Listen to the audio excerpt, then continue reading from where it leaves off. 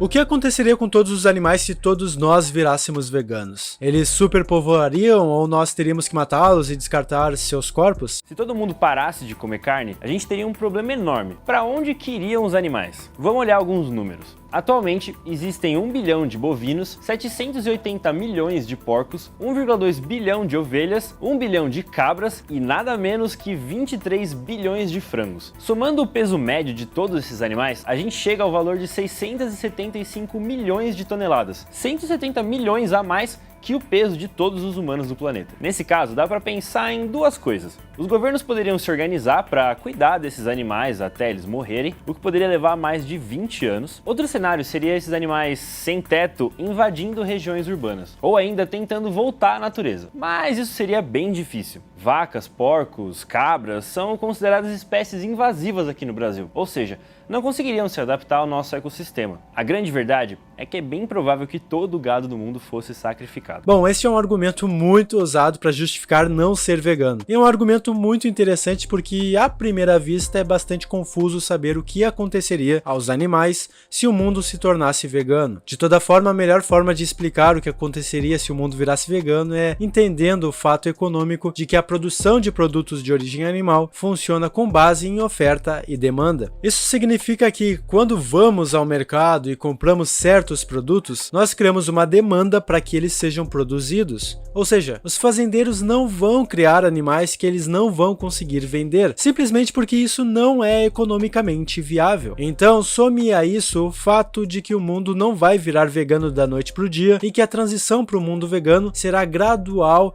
durante um longo período de tempo. Isso quer dizer que, quanto mais pessoas se tornarem veganas, cada vez menos animais vão ser criados para produção. Menos demanda por produtos de origem animal significa menos oferta de animais para consumo humano. Ou seja, até que o mundo inteiro se torne vegano, não vão existir bilhões de animais sobrando que precisaremos soltar na natureza ou mesmo matar. Simplesmente porque o número de animais criados vai ser inversamente proporcional ao aumento de veganos. Então, frequentemente, esse argumento se torna em algo como: mas se não criássemos esses animais, eles seriam extintos. Há algumas formas de analisar isso. Em primeiro lugar, o fato é que esses animais não existiriam na natureza de qualquer jeito. Nós os reproduzimos e modificamos seletivamente. Então, para começo de conversa, eles não são animais naturais. Por exemplo, as vacas leiteiras foram modificadas para produzir 10 vezes mais leite do que elas produziriam naturalmente. E galinhas poedeiras têm sido modificadas para produzir mais de 300 ovos por ano, muito mais do que elas fariam na natureza. Por conta dessas modificações, é muito improvável que esses animais conseguissem sobreviver por conta própria na natureza. De fato, eles precisam de humanos que cuidem deles para que possam viver, mas sempre existirão santuários e sempre existirão pessoas dispostas a investir o seu tempo e dinheiro para cuidar desses animais. Além disso, se erradicássemos a pecuária, seria possível que os habitats naturais que destruímos por causa da pecuária se recuperassem. Assim, a vida selvagem e a biodiversidade natural também iriam prosperar. Se a gente também considerar que a pecuária é vastamente responsável pela maior extinção em massa de espécies, a moral da história é que, se você realmente se importa com os animais e com a sobrevivência das espécies, então você precisa se tornar vegano.